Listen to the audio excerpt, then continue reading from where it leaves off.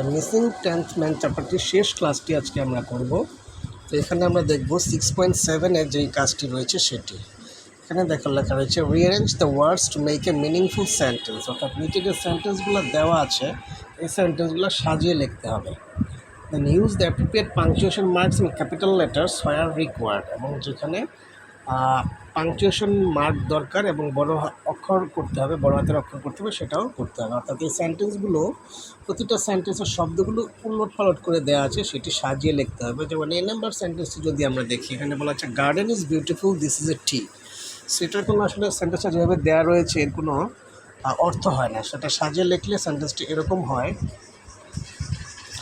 This is a beautiful tea garden. এটা হবে সেন্টেন্সটি হবে this is a beautiful tea garden, এবং বলা হয়েছে যেখানে ক্যাপিটাল লেটার ব্যবহার করতে হবে সেখানে সেটি করতে হবে। আমরা জানি যে বাক্যের প্রথম অক্ষরটি বড় হাতের হয়, তাহলে এই বাক্যের প্রথম অক্ষর হচ্ছে দিস শব্দটি টি, তাহলে এখানে টি বড় হাতের দিতে হবে। তারপর ফ্রেন্ড ডিয়ার হ্যালো, এই বাক্যটি হবে হ্যালো ডিয়ার ফ্রেন্ড। এই যে হ্যালো, এই কথাটি ইনভার্টেড কমার ভিতরে হতে পারে এবং এইচ বড় হাতের হবে, হেলোর পরে একটা কমা হবে এবং ডিয়ার ফ্রেন্ড যেভাবে হয় সেভাবে শেষে ফুল স্টপ হবে। You what doing are here, এই বাক্যটি উলটপালট করে দেওয়া রয়েছে, এটা যদি আমরা সাজাই তাহলে এরকম হয় what are you doing here. এখানে একটা প্রশ্ন করা হয়েছে বাক্যটিতে, প্রশ্নবোধক বাক্যের শুরুতে সাধারণত হোয়াট, হোয়েন, হাউ, হুইচ এই টাইপের শব্দ থাকে, তাহলে what are you doing here এবং শেষে প্রশ্নবোধক চিহ্ন দিতে হবে। Rana is doctor neighbour, Rana my is doctor neighbour, এটিও ভুল। এটা doctor Rana is my neighbour, ডক্টরের যেহেতু ডিটি প্রথম অক্ষর তাই ডি বড় হাতের, ডক্টরের সংক্ষিপ্ত রূপ ইউজ করা হয়েছে ডি আর, তাই আরের উপর একটি ফুল স্টপ হবে, এবং রানার যেহেতু একজন ব্যক্তির নাম আমরা পড়েছি যে রানা ব্যক্তির নামের প্রথম অক্ষর বড় হাতের হয়, তাই এখানে আরটিও বড় হাতের অক্ষর হবে এবং সবশেষে full stop. But a funny interesting and a colourful book I, আচ্ছা তাহলে এ বাক্য হবে I but a funny and interesting and a colourful book. এখানে আই বড় হাতের হয়, বড় হাতের হবে, এরপর but a funny interesting colourful, এগুলো এক জাতীয় শব্দ, এগুলো অ্যাডজেক্টিভ টাইপের শব্দ, তাই আমরা প্রথম ফানির পর একটা কমা দিব, ইন্টারেস্টিং এর পর আর কমা লাগবে যেহেতু মাঝখানে অ্যান রয়েছে। আচ্ছা, এরপর আমরা দেখি 6.8-এ কী কাজটি রয়েছে। এখানে রয়েছে read the following story and fill the gap using capital letters or punctuation marks, then tell the story to the class using proper intonation.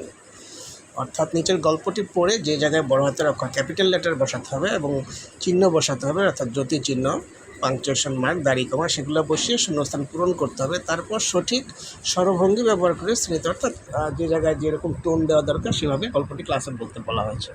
তো চলো আমরা দেখি গল্পটি কী রয়েছে। Once in a village there lived a wise man, এখানে দেখো once ও এটি বড় হাতের হবে যেহেতু এটি বাক্যের প্রথম অক্ষর। People from nearby villages have been coming to the wise man, এখানে বাক্য শেষ তাই ফুল স্টপ। তারপর they complained about the day, এখানে দে দিয়ে নতুন বাক্য শুরু হয়েছে তাই একটি বড় হাতের হবে। They complained about the same problems every time, যেহেতু এখানে বাক্য শেষ তাই এখানে ফুল স্টপ হবে। তারপর ওয়ান ডে, এটি ও বড় হাতের দেয়াই রয়েছে, ওয়ান ডে অর্থাৎ 3 নম্বর শূন্যস্থান হবে full stop. He told the villagers, একদিন তিনি গ্রামবাসীদেরকে বললেন, এখানে কমা দেওয়া রয়েছে। Dear friend listen to a joke, dear friend, দেখো এখানে জোকের পরে উপরে 2টা কমা দেওয়া রয়েছে, অর্থাৎ কোটেশন মার্ক যেটি বা ইনভার্টেড কমা, সো এটা এক জায়গা থেকে শুরু হতে হবে, সেই শুরুটা কিন্তু দেয়া নেই, তো সেই শুরুটা হবে ডিয়ার ফ্রেন্ড এখান থেকে, অর্থাৎ ব্যক্তির বক্তব্য।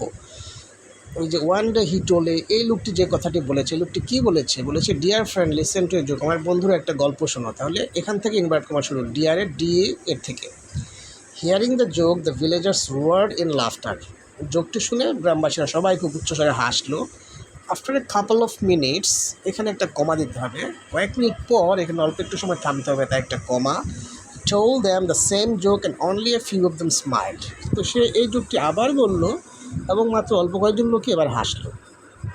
তারপর 6 নম্বরে when he told, এখান থেকে নতুন বাক্য শুরু, তাই এখানে ডাব্লিউ বড় হাতের হবে।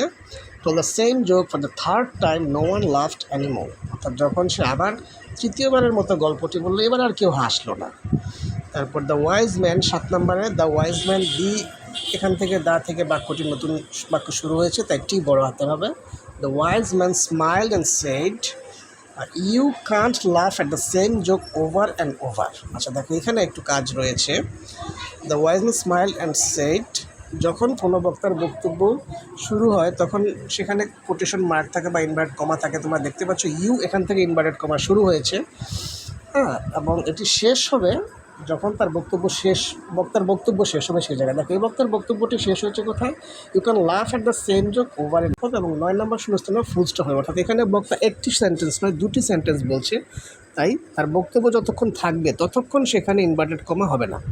9 নম্বরে ফুল স্টপ এবং 10 নম্বরে ফুল স্টপ এবং 10 নম্বরে প্রশ্নবোধক চিহ্ন হবে, যেহেতু এখানে একটি প্রশ্ন করেছে। So why are you always crying about the same problem, তোমরা কেন একই সমস্যার কথা বারবার বলো। এই হচ্ছে আমাদের ক্লাসটি।